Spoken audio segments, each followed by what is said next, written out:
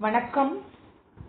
இன்றைய வாரத்தின் முதல் வகுப்பு இயல் 3 பாடநூல் பக்க எண் 50 நானிலம் படைத்தவன். முதலில் ஆசிரியர் குறிப்பு, அதாவது பாடநூல் பக்க எண் 59. இதை எழுதியவர் முடியரசன். இவரை பற்றிய குறிப்பை பார்த்து பின்பு நாம் பாடலுக்குள் செல்வோம். இது ஒரு மனனப் பாடல் அல்ல. முடியரசனின் இயற்பெயர் துரைராசு. பூங்கொடி, வீரக்காவியம், காவியப்பாவை, பூங்கொடி, வீரக்காவியம், காவியப்பாவை முதலிய நூல்களை எழுதியுள்ளார். திராவிட நாட்டின் வானம்பாடி என்று பாராட்ட பெற்றவர். இப்பாடல் புதியதொரு விதி செய்வோம் என்னும் நூலில் இடம்பெற்றுள்ளது. இப்பொழுது நாம் பாடலுக்குள் நுழையும் முன் பார்க்கலாம். அதாவது கற்காலத்தில் காடுகளில் வாழ்ந்த மனிதன் விளைநிலங்களை உருவாக்கினான், பயிர்களை விளைவித்தான், ஊர்களை உருவாக்கி கூடி வாழ்ந்தான். பல்வகை தொழில்கள் மூலம் தன் வாழ்வை மேம்படுத்திக் கொண்டான். தொழிலிலும் வணிகமும் அவன் வாழ்க்கையை உயர்த்தின. தமிழரின் வணிக மேன்மையை நாம் இப்பொழுது, அதாவது அவன் ஊரை பெருக்கினான், நாட்டை பெருக்கினான், விளைநிலங்களை பெருக்கினான், லேண்ட்ஸ் எல்லாம் பெருக்கினான். ஆனா அவன் வாணிகத்தில் அவன் எவ்வாறு மேன்மை அடைந்தான் என்பதை இந்த பாடல் வழி மூலம் முடியரசன் நமக்கு உரைக்கிறார். கல்லெடுத்து முள்ளெடுத்து காட்டு பெருவெளியை மல்லெடுத்த திண்டோள் மரத்தால் வளப்படுத்தி. தமிழன் கற்களும் முட்களும் நிறைந்த அந்த காட்டுப் பகுதியை திருத்தி நிலப்பரப்பை பயன்படுத்தினான். நிலப்பரப்பாக மல்லெடுத்த தீண்டோள் மரத்தால் வளப்படுத்தி அவனுடைய உடல் வலிமையால் அந்த வளத்தை, அந்த நிலத்தில் வளத்தை பெருக்கினான். ஊராக்கி ஓங்கும் நகராக்கி நாடென்ற பேராக்கி வாழ்ந்த பெருமை அவன் பெற்றான். அதாவது அந்த ஊர், நகரம், நாடு ஆகியவற்றை உருவாக்கி வாழும் பெருமையை அவன் பெற்றான். எதை? அந்த காடுகள் நிறைந்த அந்த நிலப்பரப்பை சீர்படுத்தி விளைநிலங்களாக மாற்றி அவன் வாழும் ஊராகவும் அதை செய்தான். மாநிலத்தில் முல்லை, மருதம், குறிஞ்சி, நெய்தல் நானிலத்தை கண்ட பெரும் நாகரீக மாந்தன். அதாவது 5 வகை நிலங்கள் என்னென்ன? குறிஞ்சி மலை, மலை சார்ந்த இடம். முல்லை காடு, காடு சார்ந்த இடம். மருதம் வயல், வயல் சார்ந்த இடம். நெய்தல் கடல், கடல் சார்ந்த இடம். பாலைவனம் வெறும் மணல் தான். அந்த 4 வகை படுத்தினான் யாரு? நாகரிகம் பெற்ற மனிதன். அவனை விளைநிலங்களா பண்ண முடியல, காடுகள் இருந்ததுன்னா அந்த விலங்குகள் வாழட்டும், அது ஒரு குளிர்ச்சியான பகுதி. அப்போ மலை, மலை சார்ந்த இடம், அருவி, அதை தனித்தனியா பாகுபடுத்தி காட்டியது அந்த நாகரீக மனிதன் தான். அவன் ஆழக் கடல் கடந்தான், அஞ்சும் சமர்கடந்தான், சூழும் பனிமலையை சுற்றி கொடி பொறித்தான். அதாவது ஆழமான கடல்களில் கப்பல்களில் கடந்து சென்று பயணம் செய்தான். அச்சம் தரும், பயம் தரும் போர்களில் போர் செய்வதில் எளிதாக வெற்றி கொண்டான். ஏன்? அவனுடைய திறமையின்பால் அவன் கொண்ட நம்பிக்கை. முக்குளித்தான், ஆழிக்குள் முத்தெடுத்தான். கடலுக்குள் சென்று முக்குளித்து முத்துக்கள், மென்முத்துக்கள், பேள், சிப்பியிலிருந்து முத்துக்களை எடுத்தான். தோணிக்குள் எக்களிப்பு மீதூர ஏலம் மிளகு முதல். தோணி கப்பல் வழி சென்று அல்லது படகு மூலம் சென்று ஏலம், ஏலக்காய், மிளகு, பெப்பர் ஆகியவற்றை பெரு மகிழ்ச்சியோடு கப்பல்களில் ஏற்றி கண்டந்தோறும், கண்டம்னா வெளிநாட்டிற்கு ஏற்றுமதி செய்வது. முக்குளித்தான், ஆழிக்குள் முத்தெடுத்தான், தோணிக்குள் எக்களிப்பு மீதூர ஏலம் மிளகு முதல் பண்டங்கள் ஏற்றி பயன் நல்கும் வாணிகத்தால். அவன் நம் நாட்டில் விளையும் இந்த மாதிரி பொருட்களை வெளிநாடுகளில் இருக்காத அந்த ஊர்களுக்கு ஏற்றுமதி செய்வது. இறக்குமதி என்பது நம் நாட்டிற்கு வரவழைப்பது, ஏற்றுமதி என்பது நம் நாட்டிலிருந்து வெளிநாட்டிற்கு நாம் அனுப்புவது. அனுப்பி வணிகம் செய்தான். கப்பலில் உலகை வலம் வந்தான். இதனால அவன் என்ன சொன்னான்? வாணிபத்தின் மூலம், கப்பல் மூலம் உலகத்தில். அப்போ இது கிடையாது விமானம். எதற்கும் அஞ்சாதவன், ஆனால் சான்றோர்கள் அஞ்சும் தீமைகளை செய்ய அஞ்சுவான். அவன் வாணிகம் செய்தான் அல்லவா? அவன் எப்படிப்பட்டவன்? எதற்கும் அஞ்சாதவன். புயல் கண்டாலும் அந்த சீற்றத்தோடு கடலில் கப்பலில் சென்று வாணிகம் செய்தான். ஆனால் எதற்கு அவன் அஞ்சுபவன்? சான்றோர் எதை செய்யக்கூடாது என்று சொல்றார்களோ அதை செய்வதற்கு அவன் பயப்படுவான். தீமைகளை செய்வதற்கு அஞ்சுவான் என்பதே அஞ்சுவதை அஞ்சி அகற்றி விளக்கிடுவான் முடியரசன். எளிய நடைகள் 4 வகை நிலங்கள் தான் கொடுத்திருக்காங்க. மலை மலை சார்ந்த இடம், காடு காடு சார்ந்த இடம், வயல் வயல் சார்ந்த இடம், அப்புறம் கடல்ல கப்பல்ல சென்று வாணிகம் படுத்துவது. அந்த 4 படங்கள் தான் உங்களுக்கு கொடுத்திருக்காங்க. இப்ப மீண்டும் உரைக்கிறேன். கல்லெடுத்து முள்ளெடுத்து காட்டு பெருவழியை மல்லெடுத்த திண்டோள் மரத்தால் வளப்படுத்தி ஊராக்கி ஓங்கும் நகராக்கி நாடென்ற பேராக்கி வாழ்ந்த பெருமை அவன் பெற்றான். மாநிலத்தில் முல்லை மருதம் குறிஞ்சி நெய்தல் நானிலத்தைக் கண்ட பெரும் நாகரீக மாந்தனவன் ஆழக்கடல் கடந்தான் அஞ்சும் சமர்கடந்தான் சூழும் பனிமலையை சுற்றி கொடி பொறித்தான் முக்குடித்தான் ஆழிக்குள் முத்தெடுத்தான் தோணிக்குள் எக்களிப்பு மீதூரா ஏலம் மிளகு முதல் பண்டங்கள் ஏற்றி பயன் நல்கும் வாணிகத்தால் கண்டங்கள் சுற்றி களமேறி வந்தவன்தான் அஞ்சாமை மிக்கவன்தான். ஆனாலும் சான்றோர்கள் அஞ்சுவதை அஞ்சி அகற்றி விளக்கிடுவான் முடியரசன். பாடலின் பொருள்: மல்லெடுத்த வலிமை பெற்ற சமர்போர் நல்கும் தரும் கழனி வயல் மரம் வீரம். இடைநரா மரம், மயங்குழியில நான் அன்னைக்கே சொன்னேன், இடைநரா மரம்னா ட்ரீ, இது மரம்னா வீரம், மரவன் அப்படின்னா வீரன் அர்த்தம். எக்களிப்பு பெருமகிழ்ச்சி, களம் கப்பல், ஆழி கடல். ஆழி களம்லாம் நீங்க ஏற்கனவே படிச்சுட்டே இருக்கீங்க. இப்போ பாடலின் பொருள் 51 உள்ளது. ஒருவரை வாசித்து காண்பிக்கிறேன். தமிழன் கற்களும் முட்களும் நிறைந்திருந்த பெரிய நிலப்பரப்பை திருத்தி பண்படுத்தினான். தனது உடல் வலிமையால் வளத்தை பெருக்கினான். ஊர், நகரம், நாடு ஆகியவற்றை உருவாக்கி வாழும் பெருமையை பெற்றான். முல்லை, மருதம், குறிஞ்சி, நெய்தல் என நிலத்தை, நிலம் வகை 4 தான். ஆனா 5 நிலங்கள் பாலைவனமும் வரும். ஆனா அதுல எதுவும் விளையாது. அது மண் சார்ந்த இடம். அதனாலதான் அவரை எடுத்துட்டு வரல. என நிலத்தை 4 வகைப்படுத்தி நாகரீக மனிதன் அவன். பழந்தமிழன் ஆழமான கடல்களை கடந்து பயணம் செய்தான். அச்சம் தரும் போர்களில் எளிதாக வெற்றி கொண்டான். பனி சூழ்ந்த இமயமலையின் தன் வெற்றி கொடியை நாட்டினான். ஆழ்கடலில் மூழ்கி முத்தெடுத்தான்.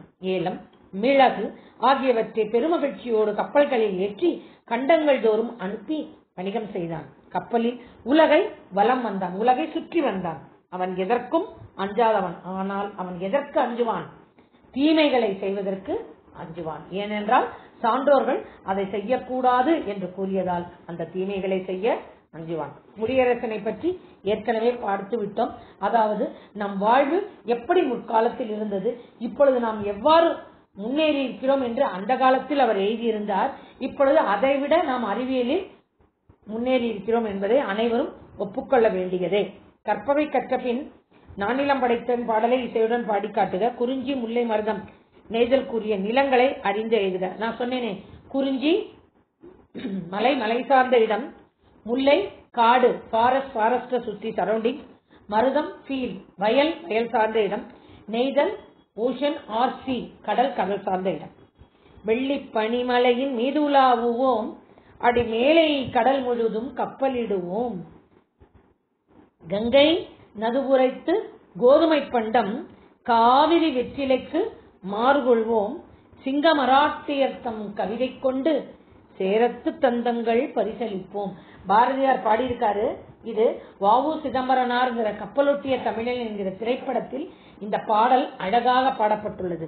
வெள்ளிப்பனிமலையின் மீதுலாவுவோம், அடி மேலை கடல் முழுதும் கப்பலிடுவோம். பள்ளித்தலம் அனைத்தும் கோயில் செய்வோம், எங்கள் பாரத தேசம் என்று தோள் கொட்டுவோம், எங்கள் பாரத தேசம் என்று தோள் கொட்டுவோம் என்று பாரதியார் அன்றே வ.உ.சி. கப்பல் வாங்கி வாணிகம் செய்ததை பெருமையாக பாடியிருக்கிறார். கங்கை நதிப்புறத்து இது சிந்து நதியின் மிசை என்ற பாடலில் சேர நாட்டில் விளையும் தந்தங்களை கொடுத்து கோதுமை பண்டங்களை வட இந்தியாவிலிருந்து பெறுவது. கங்கை நதிப்புறத்து கோதுமை பண்டம் காவிரி வெற்றிலைக்கு மாறு கொள்வோம்.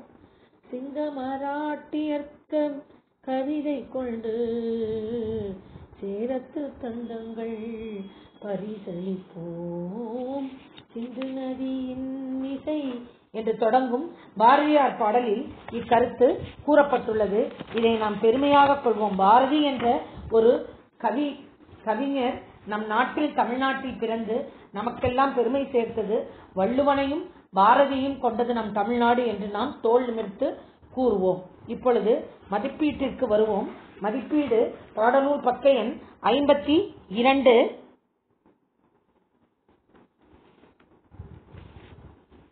பாடநூல் பக்க எண் 52.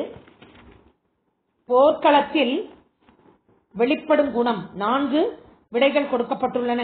மகிழ்ச்சி, துன்பம், வீரம், அழுகை. வீரம் தான் இருக்கணும். மகிழ்ச்சியா போர் செய்ய முடியுமா யாத்தியாது? துன்பப்பட்டு போர் செஞ்சா தோத்து விடுவோம். அழுகையா இருந்தா எதுவுமே நம்மளுக்கு முன்னேற முடியாது. கல்லெடுத்து என்னும் சொல்லை பிரித்து எழுத கிடைப்பது கல் கூட்டல் எடுத்து. நானிலம் என்னும் சொல்லை பிரித்து எழுத கிடைப்பது 4 கூட்டல் நிலம். 4 கூட்டல் நிலம். நாடு கூட்டல் என்ற என்பதனை சேர்த்து எழுத கிடைக்கும் சொல் நாடென்ற. நாடென்ற. அடுத்தது களம் கூட்டல் ஏரி களமேரி. அதாவது ஈ கடைசி விடை. மீண்டும் கூறுகிறேன், போர்க்களத்தில் வெளிப்படும் குணம் வீரம். மூன்றாவது விடை. கல்லெடுத்து என்னும் சொல்லை பிரித்து எழுத கிடைப்பது கல் கூட்டல் எடுத்து. இரண்டாவது விடை. நானிலம் என்னும் சொல்லை பிரித்து எழுத கிடைப்பது 4 கூட்டல் நிலம். ஒரு சொல்லை பிரிக்கும் பொழுது அந்த முதல் சொல்லிற்கு பொருள் இருந்தாதான் அதை பிரிக்க முடியும். நா அப்படின்னு பிரிக்க கூடாது. நாடு கூட்டல் என்ற நாடென்ற முதல் விடை. இறுதியாக களம் கூட்டல் ஏரி களம் ஏரி களமேரி. அதாவது கடைசி விடை. சொற்றொடர் மாநிலம் என்பது ஸ்டேட். மாநிலம் என்பது ஸ்டேட். தமிழ்நாடு ஒரு மாநிலம். Simple sentence. என் நண்பன் ஓட்டம் பந்தயத்தில் மாநில அளவில் வெற்றி பெற்றான். ஸ்டேட் லெவல்ல அவன் வெற்றி பெற்றான். கடல் ஓஷன். நம் இந்தியாவை சுற்றி என்ன கடல்கள் உள்ளன? கன்னியாகுமரி எல்லையில இந்து மகா சமுத்திரம், வங்காள விரிகுடா மற்றும் அரபிக்கடல்கள் உள்ளன எழுதலாம். அல்லது கடல் பறந்து விரிந்துள்ளதால் அதற்கு பறவை என்ற பெயர். ஏன்னா சின்னரா, அதாவது உங்களை பொறுத்த வரைக்கும் சின்னரா இடையினரா போட்டா பறவைனா கடல், வல்லினரா பெரியரா போட்டா பறவை. பறந்து அப்படின்னா பறக்கிறது, இது பறந்துன்னா விரிந்துன்னு அர்த்தம். பண்டங்கள், பண்டங்கள்னா சாமான்கள்னு அர்த்தம். தின்பண்டங்களை வீணாக்க கூடாது. நான் சாப்பிடுற சாப்பாடை என்றைக்கும் வீணாக்க கூடாது. இது சொற்றொடரில் அமைத்து எழுதுக. இது நீங்களாதான் எழுதணும். நான் இதுக்குரிய எடுத்துக்காட்டுகள் சொல்லியிருக்கேன். இது உங்களுக்கு ஒரு வீட்டு பாடம். அடுத்தது நயமறிக. நானிலம் படைத்தவன் பாடலில் இடம்பெற்றுள்ள எதுகை சொற்கள். எதுகை நான் ஏற்கனவே சொல்லியிருக்கேன். இரண்டாவது எழுத்து ஒன்று போல. அதுல கல்லெடுத்து மல்லெடுத்து, ஊராக்கி பேராக்கி, மாநிலத்தில் நானிலத்தை, ஆழ சூழும், முக்குளித்தான் எக்களிப்பு, பண்டங்கள் கண்டங்கள், அஞ்சானம் அஞ்சுவதை. அதாவது கக்கா வரிசையில எது வந்தாலுமே இரண்டாவது எழுத்து ஒத்து வந்தா எழுதலாம். இக்குன்னா இக்குதான் வரணுங்கிறது இல்ல. புரியுதா? இரண்டாவது எழுத்து ஒத்து வருவது எதுகை. அடுத்தது மோனை முதல் எழுத்து. கல்லெடுத்து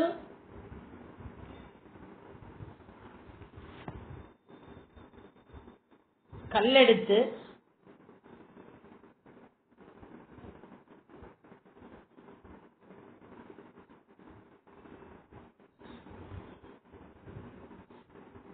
மோனைங்கிறது முதல் எழுத்து. முதல் எழுத்து ஒத்து வரும் சொற்களை நீங்களே கண்டுபிடித்து எழுதுமாறு உங்களிடம் வினவுகிறேன். என்னன்னா எல்லாமே நானே சொல்லிட்டா உங்களுக்கு ஆக்சுவலா ஆன்சர் கண்டுபிடிக்கவே தெரியல. எல்லாமே நானே உங்களுக்கு சொல்ல வேண்டியிருக்கு. கல்லெடுத்து காட்டு, பேராக்கி பெருமை, நானிலத்தை நாகரீக, சூழும் சுற்றி, எக்களிப்பு ஏலம், கண்டங்கள் களமேரி, அஞ்சுவதை அஞ்சி அகற்றி. இதை நான் சொல்லிட்டேன். இன்னும் மீதி எழுத்துக்கள்லாம் இருக்கு, கண்டுபிடி. முதல் எழுத்து ஒன்று போல் வருவது. அடுத்தது குருவினா 4 நிலங்கள் என்ன? குறிஞ்சி, முல்லை, மருதம், நெய்தல் ஆகியவை நானிலங்கள் ஆகும். மார்க் பண்ணிக்கோ. உங்களின் பாடலின் பொருள் பாடநூல் பக்க எண்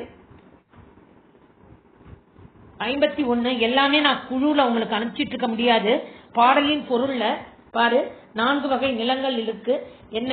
முதல் பத்தியில கடைசி வரி முல்லை, மருதம், குறிஞ்சி, நெய்தல் என்னவை 4 வகை நிலங்கள் ஆகும்னு கொஸ்டினை பார்த்து முடிக்கணும். தமிழன் எதற்கு அஞ்சினான்?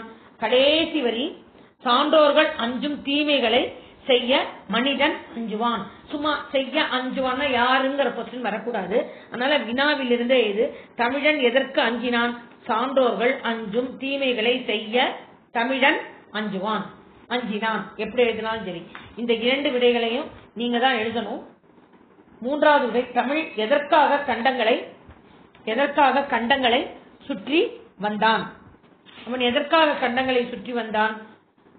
அது உங்களுடைய பாடநூல் பக்க எண் 51 2வது பத்தியில் 3வது வரி.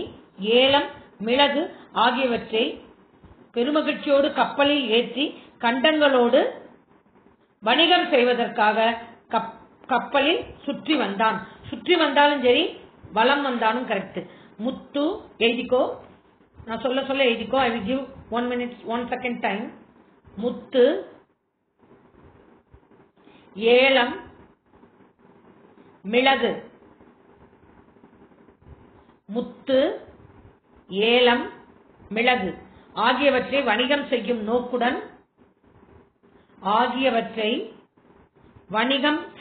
நோக்குடன் கப்பலில் கண்டங்களை சுற்றி வந்தான்.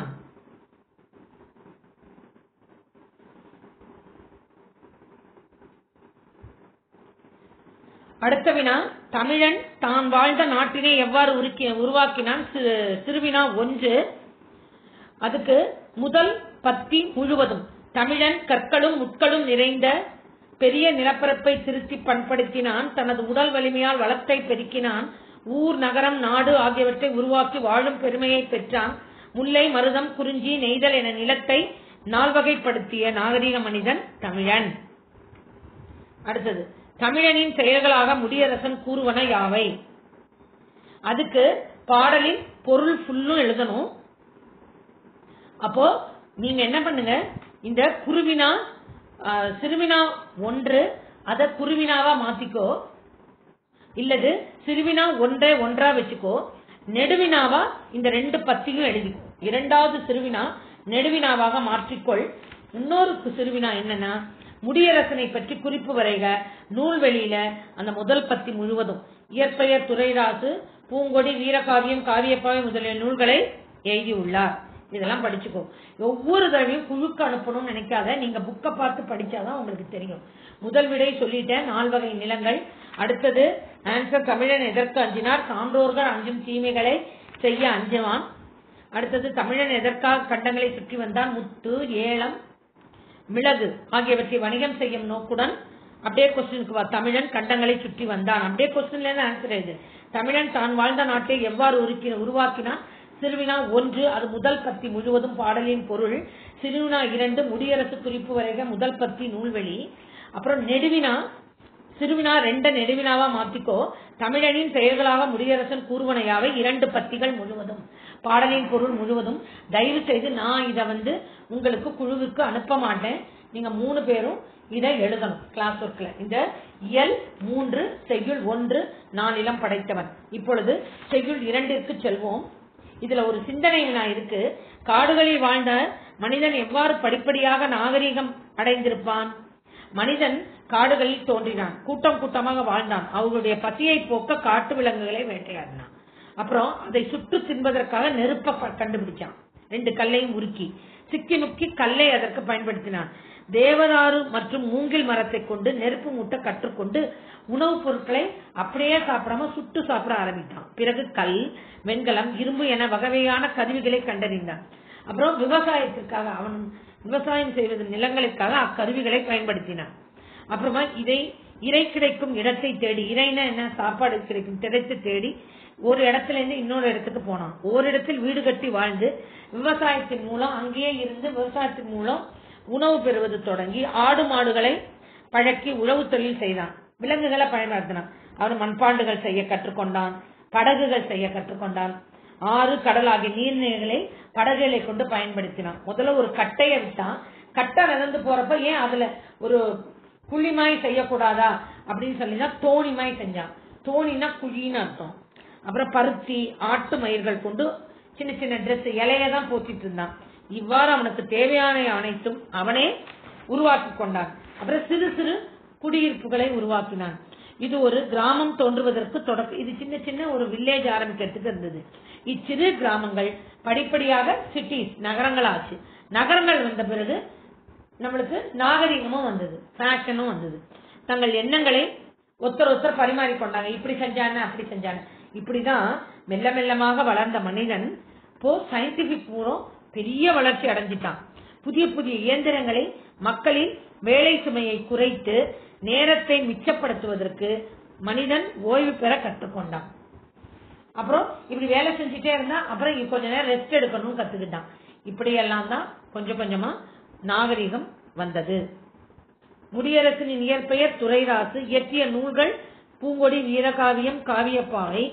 முடியரசன் தாவிர நாட்டில் எப்படி அழைக்கப்பட்டார்? வானம்பாடி என்று அழைக்கப்பட்டார்.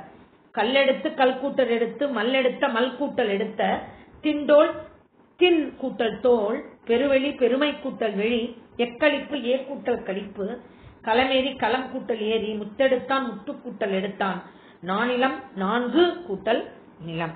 இப்பொழுது கடலோடு விளையாடு. இந்த பக்திய கடலை பத்தி தான். அடுத்தது கடலோடு விளையாடு. இது ஒரு மனன செய்யுள். இது ஒரு மனன செய்யுள். இப்போ பாடநூல் பக்க எண் 53 வருவோம். கடலோடு விளையாடு. பாடலுக்கு நுழைமுன். இது செய்யுள் 2. பாடல் மனிதர்களுக்கு மகிழ்ச்சியை தெரியுது. ஷுவரா பாட்டு கேட்டுட்டே தூங்கலாம், பாட்டு கேட்டுட்டே ரிலாக்ஸ் ஆகலாம், அசதியை போக்குகிறது. உழைக்கிறப்ப கூட பாடுவாங்க, வயல்ல பாடுவாங்க, நாத்து நடுறப்ப பாடுவாங்க, ஒரு குழந்தை தூங்குறப்ப பாடுவாங்க, ஏற்ற நிறைத்து தண்ணி ஊத்துறப்ப பாடுவாங்க, போர் அடிக்கிறப்ப பாடுவாங்க.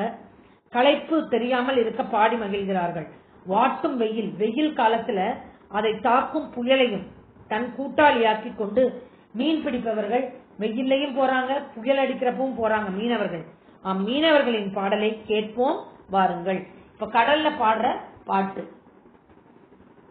விடிவெள்ளி நம்பிளக்கு ஐலசா, விரிகடலே பள்ளிக்கூடம் ஐலசா, அடிக்கும் அலை நம் தோழன் ஐலசா, அருமை மேகம் நமது குடை ஐலசா, வெண்மணலே பஞ்சுமெத்தை ஐலசா, விண்ணின் இடி காணும் கூத்து ஐலசா. இதே உங்களுக்கு ஈஸியா புரியும் நினைக்கிறேன். அதாவது விடிவெள்ளி நம்பிளக்கு ஐலசா, விரிகடலே பள்ளிக்கூடம் ஐலசா, அடிக்கும் அலை நம் தோழன் ஐலசா, அருமை மேகம் நமது குடை ஐலசா. விடிவெள்ளி நம் விளக்கு. விடியும் பொழுது தோன்றும் அந்த சூரியனுடைய ஒளிதான் நமக்கு விளக்கு. கடல்ல போறப்போ விரிகடலே பள்ளிக்கூடம். அவன் நீந்தி பள்ளியில் எப்படி கல்வி பயின்று நீங்கள் வாழ்க்கையை முன்னேறுகிறீர்களோ அதுபோல கப்பலில் பயணம் செய்து அவன் வாழ்வில் முன்னேற பொருளை ஈட்ட புறப்படுகிறான்.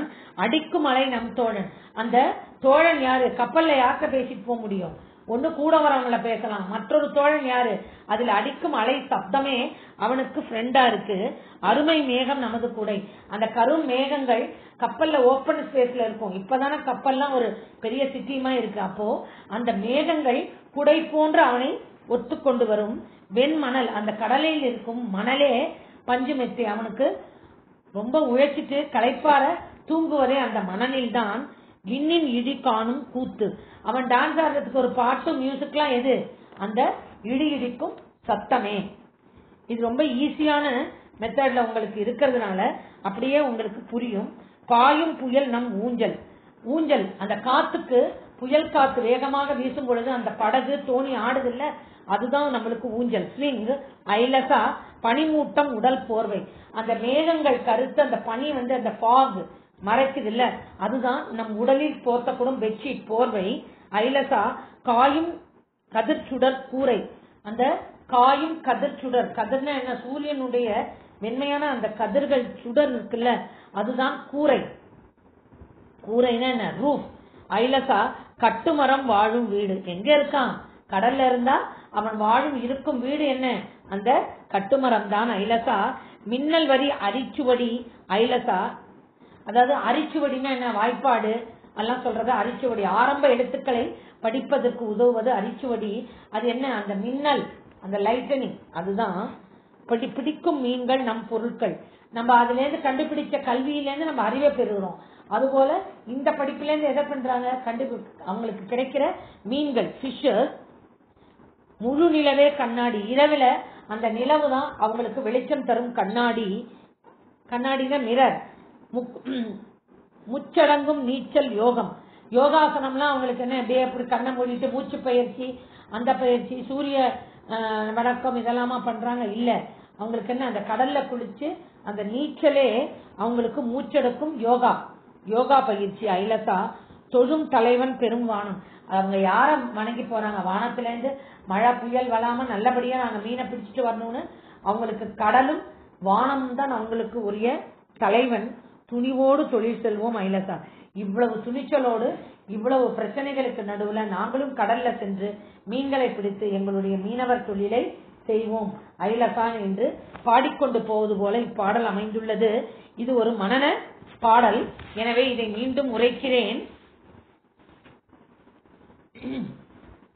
விடிவெள்ளி நம்பிளக்கு ஐலசா, விரிகடலே பள்ளிக்கூடம் ஐலசா, அடிக்கும் அலை நம் தோழன் ஐலசா, அருமை மேகம் நமது உடைய ஐலசா, வெண்மணலே பஞ்சுமெத்தை ஐலசா, விண்ணின் இடி காணும் கூத்து ஐலசா, பாயும் புயல் நம் ஊஞ்சல் ஐலசா, பனிமூட்டம் உடல் போர்வை ஐலசா, காயும் கதிர் சுடற்கூரை ஐலசா, கட்டுமரம் வாழும் வீடு ஐலசா, மின்னல் வரி அரிச்சுவடி, மின்னல் வரின்னா அந்த மின்னல் அப்படி கோடு போல வரும் இல்லையா, அதுதான் அரிச்சுவடி.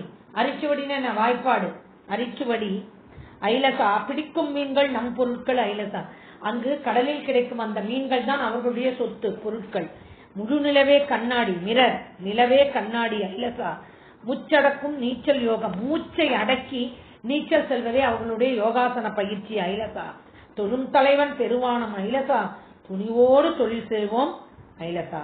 சொல்லும் பொருளும் கதிர் சுடர் கதிரவனின் ஒளி, மின்னல் வரி மின்னல் கோடுகள், அரிச்சுவடி அகரவரிசை எழுத்துக்கள். இப்பொழுது பாடநூல் பக்க எண் 54 பொருள் உள்ளது. மீன்பிடிக்க கடலுக்கு செல்பவர்கள் மீனவர்கள், அவர்களுக்கு மீன்களே விளக்குகள். விரிந்த கடலே பள்ளிக்கூடம், கடல் அலையே தோழன், மேகமே குகை, வெண்மையான மணலே படுத்துறங்கும் பஞ்சுமெத்தை, விண்ணின் இடி அவர்கள் காணும் கூத்து, சீறி வரும் புயலே விளையாடும் ஊஞ்சல், பனிமூட்டம் தான் உடலை சுற்றும் போர்வை, அனல் வீசும் கதிரவனின் ஒளிச்சுடர் தான் மேற்கூரை, கட்டுமரம் தான் அவர்கள் வாழும் வீடு, மின்னல் கோடுகளே அவர்கள் அடிப்படை பாடம், வலைவீசி பிடிக்கும் மீன்கள் அவர்களது செல்வம், முழு நிலவுதான் கண்ணாடி, மூச்சடிக்கு செய்யும் நீச்சலே அவர் செய்யும் தவம். இவற்றிற்கு இடையே மீனவர்கள் மன உறுதியோடு தொழில் செய்கின்றனர். தெரிந்து கொள்வோம். நெய்தல் தான் கடலும் கடல் சார்ந்த இடமும் நான் சொன்னேன். மக்கள் பரதர், பரத்தியர், எயினர், எயிற்றியர். தொழில் மீன் பிடித்தல், உப்பு விளைவித்தல், பூ தாழம்பூ. நூல்வழி உழைக்கும் மக்கள் தம் களைப்பை மறக்க உற்சாகத்துடன் பாடும் பாடலே நாட்டுப்புற பாடல். இது ஒரு நாட்டுப்புற பாடலை சேர்ந்தது. காதால் கேட்டு வாய்மொழியாக வழங்கப்பட்டது. இதுக்கு ஒரு இலக்கியம்லாம் இல்ல, இது வாய்மொழி இலக்கியம் என்பர். ஏற்றப்பாட்டு, ஓடப்பாட்டு முதலான தொழிற்பாடுகளும், விளையாட்டு பாடல்கள், தாலாட்டு பாடல்கள் முதலிலும் நாட்டுப்புற பாடல்களும் அடங்கும் இப்பாடல் சு. சக்திவேல் தொகுத்த நாட்டுப்புற இயல் ஆய்வு என்னும் நூலில் அமைந்துள்ளது. இதுதான் நூல்வழி. பாடப்பகுதியில் உள்ள பாடலை இசையோடு பாட்டுக.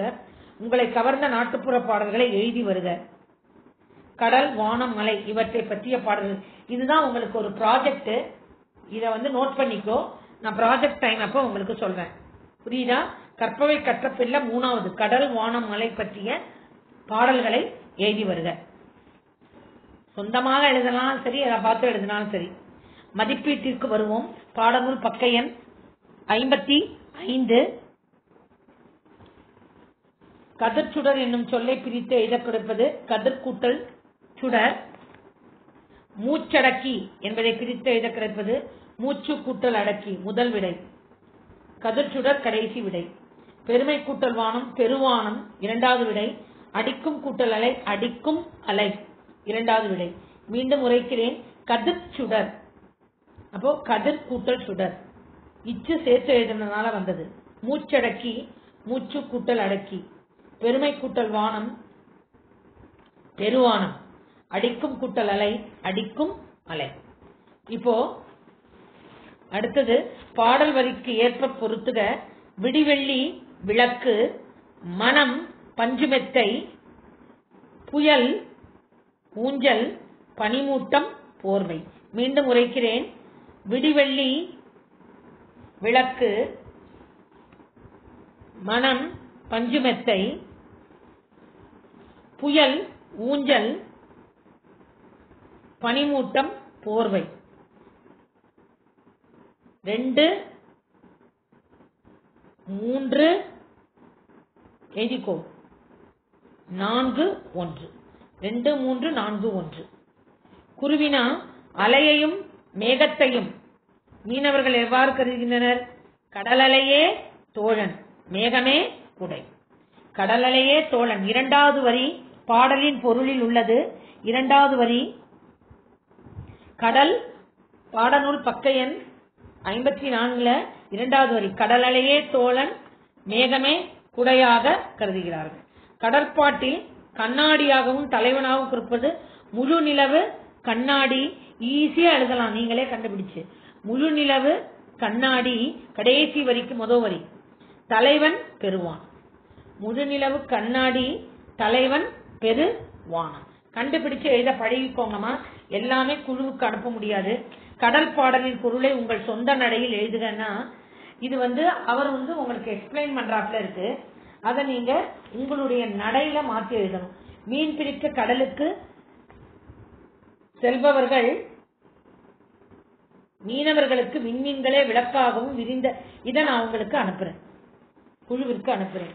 இத்துடன் இந்த வகுப்பை முடித்துக் கொள்கிறேன். இதுல சிந்தனை வினா இருக்கு. நீங்கள் வசிக்கும் பகுதியில் நடைபெறும் தொழில்கள் ஒன்றை பற்றி 5 வரிகளில் எழுதுக. உங்க வீட்டு பக்கமோ ஏதாவது எந்த தொழில் நடக்குதோ அதை பற்றி எழுது, அல்லது உங்களுக்கு தெரிந்த தொழில் பற்றி 5 வரிகள் எழுதுக. நாட்டுப்புற இலக்கியங்களை வாய்மொழி இலக்கியங்கள் என கூற காரணம், இந்திய வரலாறு என்னும் கடலுள் கலக்கும் ஆறுகளுள் ஒன்று நாட்டுப்புற இலக்கியம். அது ரிட்டர்ன்ல இருக்காது, அவங்க வாய்ப்பாட்டா சொல்றதான் நம்ம பாடுறது. அது எப்படி இருக்கும்? ஒண்ணு தன்னுடைய எண்ணம், திங்கிங் இருக்கும். ஏக்கம், தனக்கு நடக்கவில்லையேன்னு இருக்கும், அதை பத்தி பாடுவாங்க. இல்லது சில ஆம்பிஷன், குறிக்கோளை பத்தி பாடுவாங்க. சில பேரு அவங்களுக்கு வச்சிட்டு இருக்கிற ஃபெய்த், நம்பிக்கையை பற்றி பாடுவாங்க. இல்ல இன்பம் துன்பங்களை பத்தி பாடுறதுதான் களைப்ப நீக்க, சோர்வு நீக்க, இறக்கிறப்ப பாடுறது, பிறக்கிறப்ப பாடுறதுலாம் வரும். வாய்மொழி பாடல்கள் சாதாரண மக்களின் பாடல்கள்.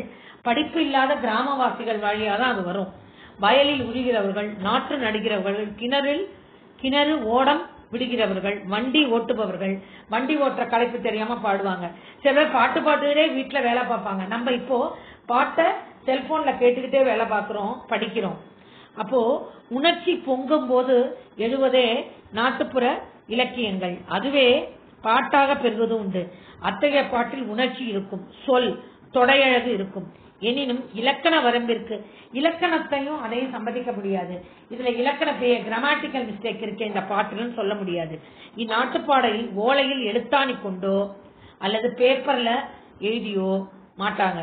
தலைமுறையாக ஒருத்தர் பாட கேட்டு அதை கேட்டு மற்றவங்க அவங்களோட நடைய கூட அதுல இன்க்ளூட் பண்ணி பாடுவாங்க. ஆகவே நாட்டுப்புற இலக்கியங்கள் வாய்மொழி இலக்கியங்கள் என்று கூறப்படுகிறது என்று கூறி இந்த வகுப்பை, இது ஒரு லாங் வீடியோவா இருக்கும், தயவு செய்து இந்த வாரத்திற்குள் நான் உங்களுடைய போஷனை முடிக்கணும். இருந்தா 30ஆம் தேதிக்குள்ள உங்களுக்கு இந்த இயல் 3 முடிக்க வேண்டும் என்று கூறி இப்பாடலை முடிக்கிறேன்.